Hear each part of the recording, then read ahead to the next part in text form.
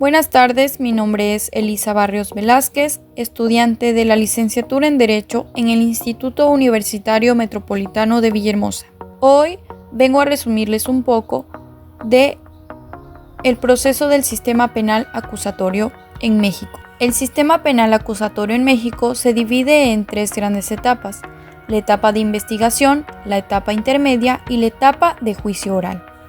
La etapa de investigación, en términos del artículo 213 del Código Nacional de Procedimientos Penales, tiene por objeto que el Ministerio Público reúna indicios para el esclarecimiento de los hechos y, en su caso, los datos de prueba para sustentar el ejercicio de la acción penal, la acusación contra el imputado y la reparación del daño. La etapa de investigación se divide en dos fases: la fase de investigación inicial y la fase de investigación complementaria. La fase de investigación inicial es el cúmulo de actos o técnicas de investigación realizadas en conjunto por el Ministerio Público y la Policía para recabar los datos de prueba que servirán de base para sostener la acusación. Esta fase comprende desde la presentación de la denuncia o querella y concluye una vez que el imputado queda a disposición del juez de control para que se le formule la imputación en la audiencia inicial. Es importante precisar que todas estas actuaciones deben quedar registradas en la carpeta de investigación una vez que la persona queda a disposición de las autoridades, ya sea porque fue detenida en flagrancia o caso urgente, fue citada o recibido una orden de comparecencia o una orden de aprehensión. Se celebrará la audiencia inicial, en donde se le informarán al iniciado sus derechos y se clasificará de legal o no la detención. Y el Ministerio Público formulará la imputación. Es precisamente con este acto con el que comienza la fase de investigación complementaria. Una vez que se ha formulado la imputación y que, como mencioné, se da inicio a la fase de investigación complementaria, el juez de control, dentro de esa misma unidad inicial, otorgará al imputado la oportunidad para declarar. Acto seguido, el Ministerio Público solicitará que se decidan las medidas cautelares que se impondrán sobre la vinculación a proceso del imputado. Es en este momento procesal en el que el juez de control, antes de escuchar al agente del Ministerio Público, le preguntará al imputado si su deseo es que se resuelva en ese momento sobre la vinculación a proceso o si desea escoger el plazo constitucional de 72 o 144 horas. En caso de escoger a este plazo, el imputado o su defensor pueden ofrecer datos de pruebas y desahogarnos conforme a las del juicio oral en la continuidad de la audiencia inicial. Sin embargo, si no se escogió al plazo, el Ministerio Público ofrecerá los datos de pruebas con los que se considera que se establece un hecho delictuoso y que existe la posibilidad de que el imputado lo cometió o participó en su condición. El juez resolverá sobre la vinculación o no vinculación al proceso, sobre las medidas cautelares según sea el caso, y se fijará el plazo de cierre de investigación, concluyendo con esto la etapa de investigación. La etapa intermedia también es conocida como etapa de preparación a juicio. Se divide en una fase escrita y una fase oral y tiene por objeto el ofrecimiento y admisión de los medios de prueba, así como la depuración de los hechos controvertidos que serán materia del juicio oral según lo dispuesto en el artículo 334 del Código Nacional. La fase escrita comienza con el escrito de acusación que realiza el Ministerio Público, y esta acusación solo puede formularse por los hechos y personas señaladas en el auto de vinculación a proceso, aunque cabe precisar que se puede otorgar una distinta clasificación jurídica, pero no se pueden variar los hechos entre los requisitos que se debe contener la acusación, los cuales se encuentran en el artículo 355 del Código Nacional de Procedimientos Penales. Uno de los más importantes es el señalamiento de los medios de prueba que se pretenden ofrecer.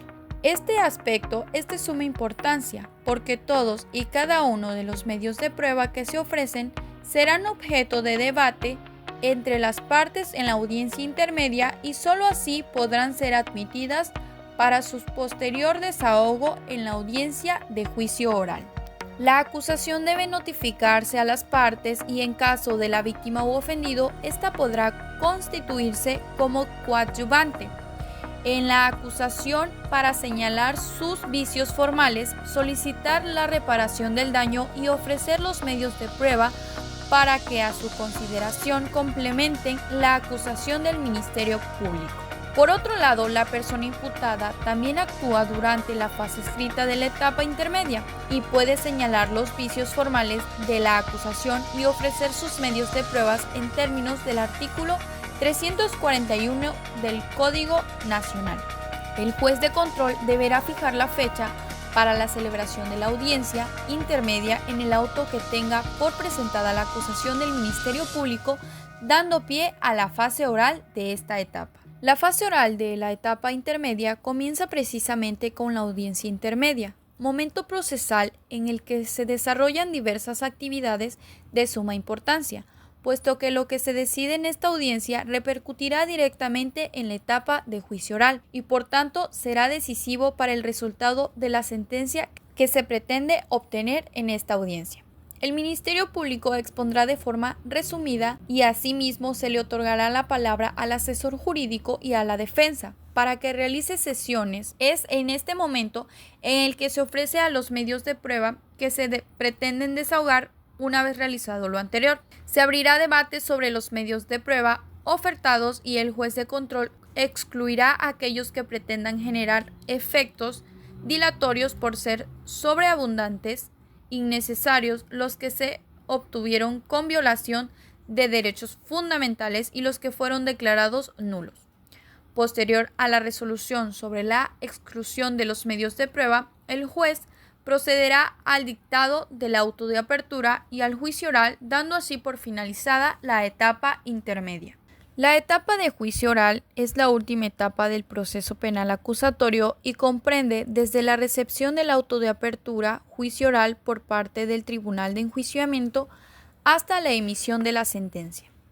En este momento procesal se decide sobre la responsabilidad penal de la persona enjuiciada y durante el desarrollo de la audiencia de juicio, el tribunal dará una breve explicación de la acusación contenida en el auto de apertura. Acto seguido, otorgará la palabra al Ministerio Público, al asesor jurídico y a la defensa para que realicen sus alegatos de apertura, con la finalidad de que el tribunal tenga una primera impresión, de la cual es la teoría del caso que las partes pretenden probar. Posteriormente, se realizará el desahogo de los medios de prueba admitidos en el auto de apertura a juicio oral.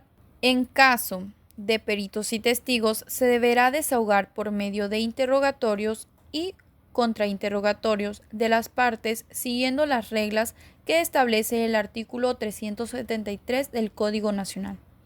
Una vez desahogadas las pruebas, estas serán valoradas posteriormente por el tribunal para dictar la sentencia que absuelve o condene.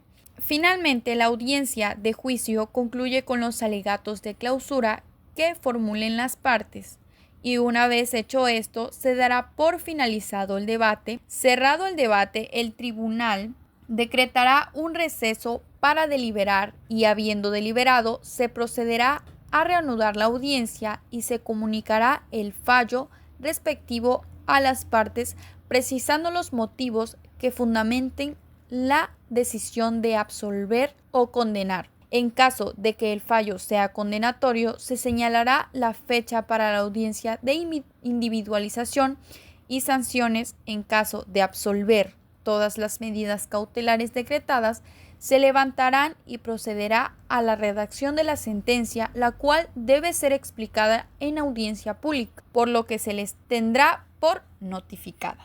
Por el momento ha sido todo. Agradezco su atención y que tengan buen día.